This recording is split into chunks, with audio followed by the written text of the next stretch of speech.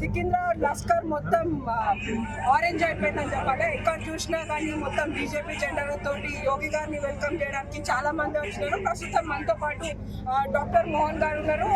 नमस्कार जी, आप कैसे हैं? बिल्कुल, आप ठीक हैं, आप भी ठीक हैं। टेंशन में है, टेंशन है, पार्टी की वजह से।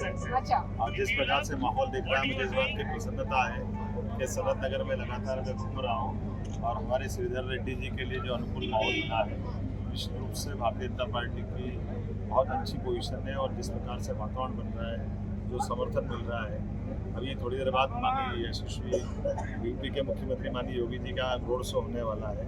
महाकाली टेम्पल के बाहर हूँ, मूल से मैं महाकाल से आया हूँ। महाकाल से महाकाली तक का सफर ये बीजेपी में होता दिख रहा है माननीय मोदी जी के नेतृत्व में।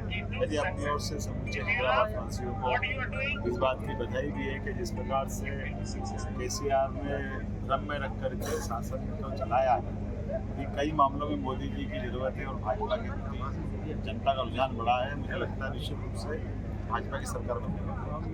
तो आप ये पहली बार है? नहीं तो पहले भी आ चुके हैं हैदराबाद में? हैदराबाद तो मैं पहले भी आया हूँ, लेकिन जिस प्रकार से भाजपा का माहौल अभी दिख रहा है, ये बड़ा उत्साह बढ़ाने वाला है। और निश्चित रूप से हम सब मिलकर के भाजपा को माननीय मोदी जी के नेतृत्व में, माननीय नड्डा जी के नेतृत्व में भाजपा की सरकार बनने जा रही है, इस बात की गारंटी। अच्छा, तो आपको कौन इनवाइट किया? शशि जी इनवाइट किया, नहीं तो आप योगी सर से मिलकर आ गया?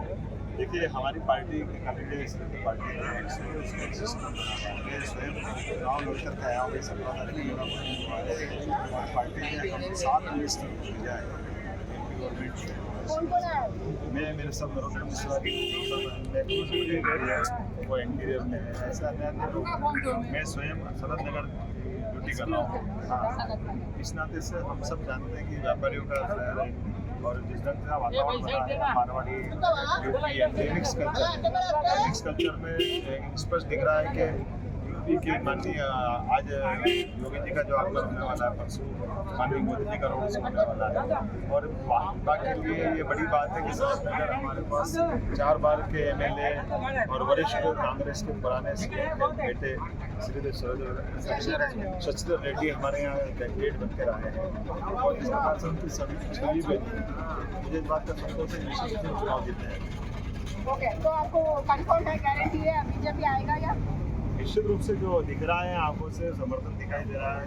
और जिस प्रकार से भाजपा के प्रति पूरे देश में विश्वास बना है, मोदी जी के नेतृत्व में देश आगे बढ़ा है, तो अब असंभव कुछ नहीं, निश्चित रूप से संभव है और चुनाव जीतेंगे। अच्छा, तो आप सुबह से यही है? मैं सुबह से नहीं, मैं 4 दिन से ही हूँ। 4 दिन से है, तो बोलिए आपको हैदराबाद में क्या पसंद है? हैदराबाद के लोग पसंद आए, आपका वातावरण पसंद आया है। और चुनाव में जिस प्रकार से जनता भाजपा के प्रति विचार दिख रही है, तो ये भाजपा के नहीं, ये तेलंगाना के विकास के लिए भाजपा का आना जरूरी है। जनता इस बात को मान रही है कि तेलंगाना में किसी बात की कमी नहीं है। कमी है तो एक परिवार से बाहर आने की। तो 10 साल से एक परिवार के बीच में जो सरकार टिकी हुई है और जिस प्रकार से सरकार डबल इंजन की सरकार चलेगी माननीय मोदी जी के नेतृत्व में, जब यहाँ सरकार बन जाएगी, निश्चित रूप से देश के बाकी डेवलपमेंट के साथ भी तेलंगाना आगे बढ़ेगा। और तेलंगाना में वो पूरी क्षमता, योग्यता है, आगे संभावना भी है, जो यहाँ व्यापार व्यवसाय को और आगे बढ़ाएगी। मैं आज हैदराबाद के अंदर घूम के देखता हूँ तो कई जगह डेवलपमेंट की दरकार है। कहाँ मिस हो रहा है आपको? कौन सा एरिया में क्या मिस? तो हैदराबाद का अंदर का जो डेवलपमेंट कायदे से 10 साल होना चाहिए था, हैदराबाद में कुछ नहीं हो पाया है। और केवल सरकार के पैसे को दुरुपयोग करने के अलावा सरकार ने कुछ किया नहीं है। व्यक्तिगत रूप से वो अपनी महत्वाकांक्षा पाल के भले ही चल रहे हैं, लेकिन तेलंगाना के लोगों के साथ अन्याय कर रहे हैं। तो तेलंगाना के युवाओं के लिए, बुजुर्गों के लिए, शिक्षा के लिए, चिकित्सा के लिए, रोजगार के लिए, डेवलपमेंट के लिए माननीय मोदी जी जो सबसे पूरे देश को आगे बढ़ा रहे हैं, उस डेवलपमेंट के मामले में अभी केसीआर ने कुछ किया नहीं है। ये सारी कमजोरियां जनता को ध्यान में आ गई है और अब भाजपा के साथ चलेंगे। अच्छा, तो आपको कोई भी फ्रेंड्स है क्या बीजेपी में या हैदराबाद से? बीजेपी का लोग कोई भी फ्रेंड्स है आपका? पॉलिटिशियन है ना, सभी है, बहुत सारे लोग हैं। लोग को 4-5 जैसे मुरलीधर राव है, श्री कृष्ण रेड्डी है, ये सब मेरे भाजपा के नेता है।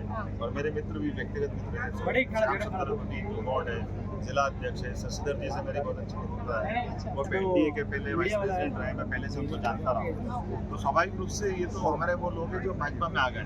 लेकिन कांग्रेस के वरिष्ठ नेताओं का भी मानना है कि कांग्रेस की ड्यूटियाँ डूब रही है, इसलिए वो वोट नहीं बिगाड़ेंगे, वो अपने वोट सारे बीजेपी में शिफ्ट करेंगे। अच्छा, तो अभी सब लोग को क्या है बोले तो बीजेपी में है बोले तो हिंदुइज्म ऐसा ब्रांड बन गया है, राइट?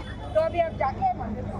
मंदिर में तो जा ही रहा है, लेकिन मुझे इस बात के लिए बड़ा आश्चर्य भी लग रहा है और जनता इसको समझ भी रही है।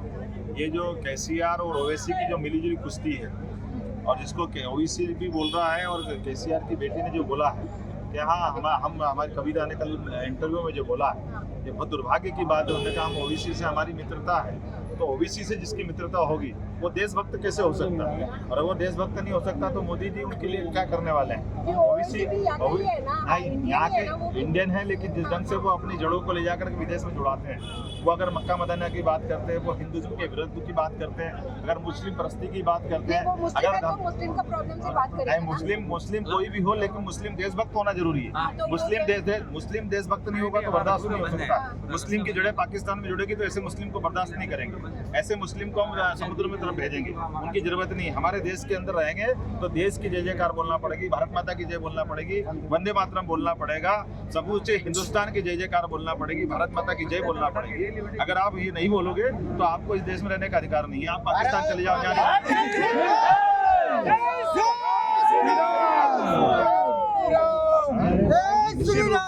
हिंदुओं का देश है, हिंदू सम्मान के साथ रहना चाहता है, हिंदू सहिष्णु है, हिंदू लोगों को लेके, लेकिन हिंदू कमजोर नहीं, हिंदू कायर भी नहीं है। आपका जो अभी बात कर रहे हैं आप, खाली हिंदू ही रहना, मुस्लिम नहीं रहना? नहीं, ऐसा नहीं बोला। मैंने कहा कि इस देश में रसखान वाले मुस्लिम चलेंगे, रहीम वाले हिंदुस्तान में मुस्लिम चलेंगे, अब्दुल कलाम जैसे मुस्लिम चलेंगे, लेकिन अगर देश में रह करके देश से कोई गद्दारी करना चाहे